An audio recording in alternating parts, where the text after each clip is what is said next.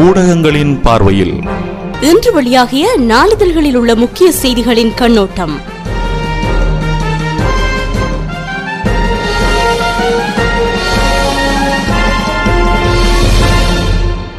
நல்லிணக்க ஆணைக்குழுவின் அமலாக்கம் சர்வதேச விசாரணையை விட ஆபத்தானது.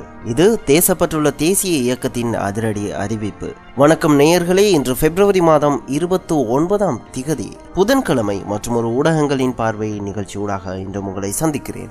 இன்றைய தினம் தாயக நாளிதழ்களை எடுத்துக்கொண்டால் ஜெனீவாவில் முன்னெடுக்கப்பட்டு வரும் இலங்கை அரசாங்கத்திற்கும் புலம்பெயர் தமிழர்களுக்கும் இடையிலான ராஜதந்திர போர் குறித்த முக்கிய செய்திகள் இடம் பிடித்துள்ளன.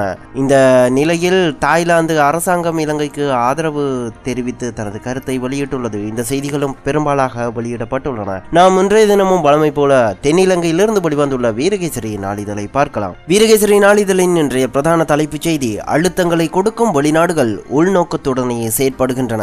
ஜனாதிபதி தெரிவிப்பு: அரசை பாதுகாக்கவே வன்னி தமிழர்கள் வீதியில் இறங்கினர் என்கிறார் என்ற பிரதான தலைப்புடன் அந்த பத்திரிகை வெளிவந்துள்ளது. சர்வதேச நாடுகளின் மத்தியஸ்தம் உள்நாட்டு பிரச்சனைகளுக்கு ஒருபோதும் தீர்வை பெற்றுக் கொடுக்காது. பிரச்சனைகளை தீர்ப்பதாக கூறி நாட்டிற்கு பல்வேறு வகையில் அழுத்தங்களை கொடுக்கும் வெளிநாடுகள் உள்நோக்கத்துடனே செயற்படுகின்றனவே தவிர இலங்கை மீது பற்று எதுவும் கிடையாது என்று ஜனாதிபதி மஹிந்த ராஜபக்ச தெரிவித்தார். இனவாதத்தை தூண்டிவிட்டு புலிகளுக்கு எதிரான போரை அரசாங்கம் முன்னெடுக்கவில்லை. இதனால் தான் ஜெனீவாவில் இலங்கைக்கு எதிரான தீர்மானங்களுக்கு முயற்சிக்கையில் வன்னி தமிழர்கள் அரசை பாதுகாக்க வீதியில் இறங்கி போராடுகின்றனர் என்று அவர் தெரிவித்தார். ராவய பத்திரிகையின் 25வது ஆண்டு பூர்த்தியை முன்னிட்டு நேற்று செவ்வாய்க்கிழமை பண்டாரநாயக்க ஞாபகார்த்த மண்டபத்தில் நடைபெற்ற விசேட நிகழ்வில் கலந்து கொண்ட போது ஜனாதிபதி இதனை தெரிவித்ததாக அந்த செய்தி நீண்டு செல்கிறது. ஐநா சபையின் 19வது மனித உரிமை பேரவை கூட்டத்தொடர் கடந்த 27ஆம் தேதி திங்கட்கிழமை ஜெனீவாவில் ஆரம்பமானது. இந்த ஜெனீவா கூட்டத்தொடரில் இலங்கை அரசாங்கத்திற்கு எதிராக கொண்டு வரப்பட உள்ள பிரேரணைக்கு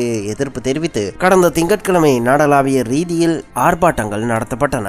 இந்த ஆர்ப்பாட்டங்கள் அரச அனுசரணையுடனே நடத்தப்பட்டது. இதில் முக்கிய அம்சம் என்னவெனில், வடக்கு கிழக்கு உட்பட தமிழர்கள் செறிந்து வாழும் பிரதேசங்களில் இந்த ஆர்ப்பாட்டங்கள் முன்னெடுக்கப்பட்டன. இந்த ஆர்ப்பாட்டங்களை அடிப்படையாக வைத்தே வன்னி தமிழர்கள் இலங்கை அரசாங்கத்திற்கு ஆதரவாக களமிறங்கினர் என ஜனாதிபதி மஹிந்த ராஜபக்ச தெரிவித்துள்ளார். சர்வதேச ரீதியாக பல்வேறு அழுத்தங்களை எதிர்கொண்டு வரும் இலங்கை அரசாங்கம் தற்போது பல்வேறு ராஜதந்திர நடவடிக்கைகளை முன்னெடுத்துள்ளது. இந்த நிலையில் பொருளாதார ரீதியாகவும் பாரிய நெருக்கடியை எதிர்நோக்கியுள்ள மஹிந்த ராஜபக்ச அரசாங்கத்திற்கு வேறு பல யோசனைகளும் முன்வைக்கப்பட்டுள்ளன. பிரதான எதிர்க்கட்சியுடன் இணைந்து தேசிய அரசாங்கம் ஒன்றுக்கு செல்லுமாறும் சில யோசனைகள் ஜனாதிபதி மஹிந்த ராஜபக்சவிற்கு முன்வைக்கப்பட்டுள்ளதாக சில தகவல்கள் வெளியாகியுள்ளன. இன்றைய தினம் வெளிவந்துள்ள வீரகேசரி பத்திரிகையின் இன்னும் ஒரு முக்கிய செய்தியையும் எடுத்துக்கொள்வோம். நல்லிணக்க ஆணைக்குழுவின் அமலாக்கம் சர்வதேச விசாரணையை விட ஆபத்தானது. தேசப்பற்றுள்ள தேசிய இயக்கம் என்ற தலைப்பில் அந்த செய்தி வெளிவந்துள்ளது. நல்லிணக்க ஆணைக்குழுவின் பரிந்துரைகளை முழு அளவில் நடைமுறைப்படுத்துகின்றமையானது சர்வதேச விசாரணைகளை விட ஆபத்தான விளைவுகளை ஏற்படுத்தும். எனவே அரசாங்க பிரதிநிதிகள் முட்டாள்தனமான வாக்குமூலங்களை ஜெனீவாவில் வழங்கிவிடக் கூடாது என்று தேசப்பற்றுள்ள தேசிய இயக்கம் வலியுறுத்தியுள்ளது. சர்வதேச குற்றவியல் விசாரணைக்காக இலங்கையை பலியாக்கும் நோக்கிலேயே அமெரிக்காவின் தலைமையில் மேற்குலக நாடுகள் செயற்படுகின்றன. களச்சூழலை அறிந்து கடும் போக்குடன் அந்நாடுகளுக்கு எதிராக செயற்பட வேண்டும். அப்போதுதான் சவால்களில் இருந்து மீள முடியும் என அந்த இயக்கம் குறிப்பிட்டுள்ளதாக அந்த செய்தி நீண்டு செல்கிறது. இந்த நிலையில் பேரவையின் உறுப்பு நாடுகள் மத்தியில் இலங்கைக்கு ஆதரவு பெறுகிறது. இவ்வாறான நிலைமையையும் சமாளிப்போம். அமைச்சர் சமரசிங்க நம்பிக்கை என்ற தலைப்பில் இன்னும் ஒரு செய்தியும் வெளிவந்துள்ளது. ஐக்கிய நாடுகள் சபையின் மனித உரிமை பேரவையின் உறுப்பு நாடுகள் மத்தியில் இலங்கைக்கான ஆதரவு பெருகி வருகிறது. தற்போதைய நிலையில் இலங்கைக்கு எதிராக பிரேரணை கொண்டு வரப்பட வேண்டிய அவசியம் இல்லை என்று அதிகமான நாடுகள் கருதுகின்றன என மனித உரிமை விவகாரங்கள் குறித்த ஜனாதிபதியின் விசேட தூதுவர் மஹிந்த சமரசிங்க தெரிவித்துள்ளார். தொடர்ந்து பல்வேறு தரப்பினர்களுடன் சந்திப்புகள் இடம்பெற்று வருகின்றன. ஜெனீவாவில் இலங்கை தொடர்பான நிலைமைகள் சாதகமாகவே இருந்து வருகின்றன எனவும் அமைச்சர் தெரிவித்ததாக அந்த செய்தி நீண்டு செல்கிறது. வீரகேசரி அதன் முன்பக்கத்தில் ஐநா மனித உரிமை பேரவையில் நேற்று முன்தினம் மனித உரிமை ஆணையாளர் நவநீதன் பிள்ளை உரையாற்றிய போது உறுப்பு நாடுகளின் பிரதிநிதிகள் அவரது உரையை திரையில் பார்வையிடும் போது எடுக்கப்பட்ட புகைப்படத்தை அதன் முன்பக்கத்தில் வெளியிட்டுள்ளது. சர்ச்சைக்குரிய போலீஸ் அதிகாரம் குறித்து அனைத்து தரப்பினருடனும் பேசி விரைவில் தீர்வு எட்டப்பட வேண்டும். ஜெனீவாவில் குளிர்காலம் என்பதற்காக கூட்டமைப்பினர் செல்லவில்லை என யாரும் எண்ணிவிடக் கூடாது என்கிறார் ரணில் என்ற தலைப்பில் இன்னும் ஒரு செய்தியும் வெளிவந்துள்ளது. வெளிவந்துள்ளது. இலங்கையில் அங்கீகரிக்கப்பட்டுள்ள நல்லிணக்க ஆணைக்குழுவின் பரிந்துரைகளை அமுலாக்கி குற்றச்சாட்டுகளுக்கு தீர்வு காணப்பட வேண்டும். அரசியல் தீர்வில் சர்ச்சைக்குரிய போலீஸ் அதிகாரம் குறித்து அனைத்து தரப்பினருடனும் பேசி விரைவில் தீர்வை எட்ட வேண்டும் என பிரதான எதிர்க்கட்சியின் தலைவரும் ஐக்கிய தேசிய கட்சியின் தலைவருமான ரணில் விக்ரமசிங்க தெரிவித்தார். ஜெனீவாவில் தற்போது குளிர்காலம் என்பதற்காக தமிழ் தேசிய கூட்டமைப்பினர் அங்கு போகவில்லை என்று அர்த்தமல்ல. நாட்டிற்கு எதிரான தீர்மானங்களுக்கு ஒத்துழைப்பு வழங்கக்கூடாது என்பதற்காகவே உள்நாட்டிலிருந்து ஜெனீவாவிற்கு செல்லவில்லை என்பதையிட்டு நாம் சந்தோஷப்பட வேண்டும் என ரணில் விக்ரமசிங்க தெரிவித்ததாக அந்த செய்தி நீண்டு செல்கிறது. அத்துடன் சம்பந்தனுக்கு அரசாங்கம் காட்டும் நல்லெண்ண அரசியல் அடையாளம் என்ன? வந்து அரசின் பக்கம் என்கிறார் மனோ என்ற தலைப்புடன் இன்னும் ஒரு செய்தியும் வெளிவந்துள்ளது. ஜெனீவாவிற்கு போகாமல் கூட்டமைப்பின் தலைவர் அரசாங்கத்திற்கு ஒரு நல்லிணக்க சமிக்ஞையை காட்டியுள்ளார். இதற்கு பிரதி உபகாரமாக அரசாங்கம் கூட்டமைப்பு தலைவருக்கு காட்டும் நல்லெண்ண அரசியல் அடையாளம் என்ன? இதுவே இன்று தமிழ் மக்கள் மனங்களில் எழுந்து நிற்கின்ற கேள்வியாகும் என ஜனநாயக மக்கள் முன்னணியின் தலைவர் மனோ கணேசன் தெரிவித்ததாக அந்த செய்தி நீண்டு செல்கிறது. இதனை தவிர டாலருக்கு எதிரான ரூபாவின் பெறுமதி 123 ரூபாவாக வீழ்ச்சி என்ற தலைப்புடன் இன்னொரு கட்டமிடப்பட்ட செய்தியும் வெளியிடப்பட்டுள்ளது. டாலருக்கு எதிரான இலங்கை ரூபாவின் பெறுமதி நேற்று செவ்வாய்க்கிழமை அதி தாழ்மட்டத்திற்கு வீழ்ச்சி கண்டு ரூபா 123.20% மாறியுள்ளது. இலங்கை ரூபாவின் பெறுமதி குறைவதை தடுக்கும் நோக்கில் ஓர் அரசாங்க வங்கி டாலர்களை விற்பனை செய்தது. இந்த நடவடிக்கை இலங்கை நாணயத்தின் பெறுமதியை பேணுவதற்காக இனிமேல் தலையிடுவது இல்லை என்ற மத்திய வங்கியின் தீர்மானத்தை மீறுவதாக உள்ளது. ஓர் அரசாங்க வங்கி டாலரை 123 ரூபாவிற்கு விற்ற பின்னர் படிப்படியாக 121 ரூபாய் என்ற மட்டத்திற்கு கொண்டு வந்தது என பெயர் குறிப்பிட விரும்பாத ஓர் அந்நிய செலாவணி வர்த்தகர் குறிப்பிட்டார். ஒரு டாலரின் விலையை 121 ரூபாவில் பேணுவதற்கு தார்மீக ரீதியான தூண்டுதலை நாணய மாற்றாளர்கள் வழங்க வேண்டும் என மத்திய வங்கி கூறியுள்ளதாக சில நாணய மாற்றாளர்கள் தெரிவித்தனர் எனவும் அந்த செய்தி நீண்டு செல்கிறது. இந்த நிலையானது இலங்கையின் பொருளாதாரத்தை மேலும் நெருக்கடிக்குள் தள்ளும் என சில பொருளாதார வல்லுநர்கள் சிகப்பு எச்சரிக்கை காட்டியுள்ளனர். நாம் அடுத்ததாக இன்றைய தினம் தென்னிலங்கையிலிருந்து வெளிவந்துள்ள லங்காதீப பத்திரிகையை பார்க்கலாம். லங்காதீப பத்திரிகையின் இன்றைய பிரதான தலைப்புச் செய்தி ஜெனீவா யோஜனாව පරද්දවන්න දෙවිදරුම් උපාය මාර්ගයක් ප්‍රතිඵල සතුටුදායකයි ඇමති සමරසිංහ කියයි. தாய்லாந்தே சகாய ஸ்ரீ லங்காவட்ட என்ற தலைப்புடன் இன்றைய பிரதான செய்தியை லங்காதீப வெளியிட்டுள்ளது.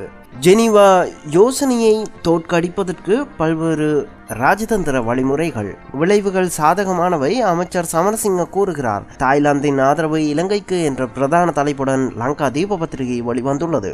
அமெரிக்கா உள்ளிட்ட மேற்குலக நாடுகள் இலங்கை அரசாங்கத்திற்கு எதிராக கொண்டு வர உள்ள பிரேரணைக்கு தாய்லாந்து அரசாங்கம் இலங்கைக்கு ஆதரவாக வாக்களிக்க தீர்மானித்துள்ளதாக ஜெனீவா சென்றுள்ள அமைச்சர் மஹிந்த சமரசிங்க தெரிவித்துள்ளதாக அந்த பிரதான செய்தியில் குறிப்பிடப்பட்டுள்ளது. இதேவேளை இலங்கைக்கு எதிராக கொண்டு வரப்பட்டுள்ள பிரேரணையை தோற்கடிப்பதற்கு பல்வேறு ராஜதந்திர மட்ட நடவடிக்கைகள் எடுக்கப்பட்டுள்ளதாகவும் அமைச்சர் சமரசிங்க தெரிவித்ததாக அந்த செய்தி நீண்டு செல்கிறது. அடுத்ததாக நாம் தென்னிலங்கையில் இருந்து வெளிவரும் டெய்லி மிரர் பத்திரிகையை பார்க்கலாம். டெய்லி மிரர் பத்திரிகையின் இன்றைய பிரதான தலைப்புச் செய்தியாகவும் இலங்கை அரசாங்கத்திற்கு ஜெனீவாவில் தாய்லாந்து அரசாங்கம் ஆதரவு வழங்க இணக்கம் தெரிவித்துள்ளமை குறித்த செய்தியை இன்றைய தினம் பிரதானமாக வெளியிட்டுள்ளது. இதனை தவிர பாரத லட்சுமண் பிரேமச்சந்திரன் கொலை வழக்கு தொடர்பாக துமிந்த சில்வாவின் கைது விவகாரம் குறித்து நேற்றைய தினம் நீதிமன்றத்தில் விசாரணைக்கு எடுத்துக்கொள்ளப்பட்டிருந்தது.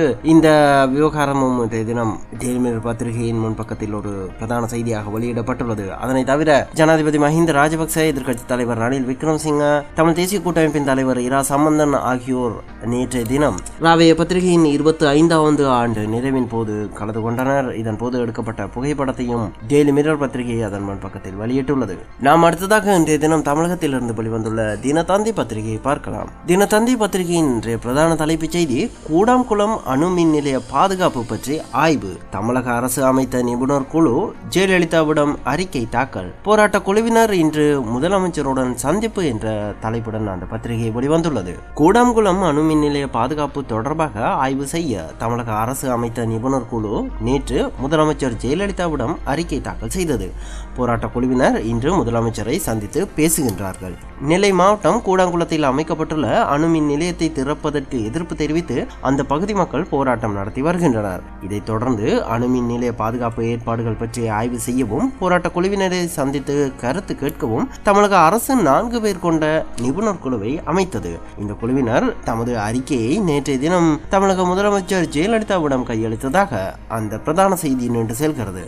அத்துடன் கூடாங்குளம் எதிர்ப்பு போராட்டக்காரர்களுக்கு நிதி, 4 தொண்டு நிறுவனங்கள் மீது சிபிஐ வழக்கு பதிவு, வங்கி கணக்குகள் முடக்கப்பட்டன என்ற தலைப்புடன் இன்னும் ஒரு செய்தியும் வெளிவந்துள்ளது. கூடாங்குளம் அணுமின் நிலைய எதிர்ப்பு போராட்டக்காரர்களுக்கு நிதியுதவி செய்ததாக 4 தன்னார்வ தொண்டு நிறுவனங்கள் மீது சிபிஐ போலீசாரும் தமிழக குற்றப்பிரிவு போலீசாரும் வழக்கு பதிவு செய்துள்ளனர். அந்த தன்னார்வ நிறுவனங்களின் வங்கி கணக்குகளும் முடக்கப்பட்டன. கூடாங்குளம் அணுமின் நிலையம் பாதுகாப்பாக இல்லை என தெரிவித்து ஒரு பிரிவினர் போராட்டம் நடத்தி வருகின்றனர். அவர்களின் போராட்டங்களுக்கு வெளிநாடுகளில் இருந்து பண உதவி வருவதாக குற்றச்சாட்டு எழுந்தது. இதை அடுத்து மேற்கொள்ளப்பட்ட விசாரணைகளில் மேற்கண்ட விடயம் தெரிய வந்துள்ளதாக அந்த செய்தி நீண்டு செல்கிறது. அந்த செய்தியோடு இன்றைய ஊடகங்களின் பார்வை நிகழ்ச்சி நிறைவுக்கு வருகிறது. மீண்டும் இதே நிகழ்ச்சியில் நாளை உங்களை சந்திக்கும் வரை உங்களிடமிருந்து விடைபெறும் நான் VAK.